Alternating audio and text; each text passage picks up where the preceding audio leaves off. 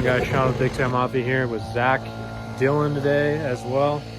Right now we're getting the transfer case pulled out of this old Chevy we had laying here, as well as we are laying Bondo on the bed back there in the background up here. So if you guys have been staying tuned on Project Snow Bunny, we've been getting that laid out. We are on our third layer of Bondo on the right side. The left side's all prepped and ready. After that, we're gonna move it, get it primed, get it painted, and hopefully get it swapped on here soon. So stay tuned, guys. Yeah, give us a like and subscribe.